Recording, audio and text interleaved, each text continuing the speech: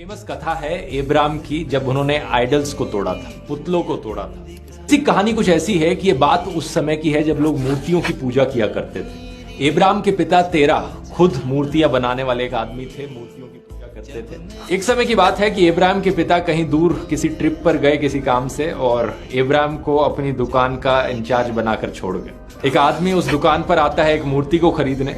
Abram पूछता है कि आपकी एज क्या है? वो आदमी कहता है 50 साल। और एब्राम कहते हैं कि 50 साल मतलब 50 साल के होकर तुम इस मूर्ति की पूजा कर रहे हो जो 1 साल की भी नहीं है। ये सुनकर वो आदमी बड़ा एम्बैरेस्ड फील होता है और दुकान से चले जाता है। एक दूसरी ओकेजन पर जब सारे लोग वहां मौजूद नहीं थे, एब्राम एक डंडा उठाते हैं और सारी मूर्तियों को तोड़ देते हैं, और फिर वो उस डंडे को ले जाकर सबसे बड़ी मूर्ति के हाथों में रख देते हैं। जब लोग वापस लौटते हैं तो वो बड़े शॉक हो जाते हैं। कोई कहता है कि ये तो एब्राम ने किया होगा, क्योंकि वो हमेशा मूर्तियों के अगेंस्ट बोलता था। उनसे पूछा जाता है कि ये क्यों किया, तो एब्राम जवाब देते हैं कि ये सारी मूर्तियां एक्चुअली में एक दूसरे के साथ लड़ने लग गई थी, और फिर जो सबसे बड़ी मूर्ति थी उसने डंडा उठाया और सारी छोटी मूर्तियों को तोड़ दिया। उससे जाके पूछो उस बड़ी मूर्ति से कि उसने औरों को क्यों तोड़ा। लोगों ने कहा कि बेवकूफ बनाना बंद करो, ये मूर्तियां एक दूसरे के साथ लड़ नहीं सकती, ना ही बोल सकती हैं। तो इब्राहिम का जवाब आता है कि तुम मूर्तियों की पूजा क्यों करते हो जब ये मूर्तियां ना बोल सकती हैं, ना कुछ कर सकती हैं, ना तुम्हें इससे कोई फायदा पहुंचना, ना तुम्हें इससे कोई नुकसान होना।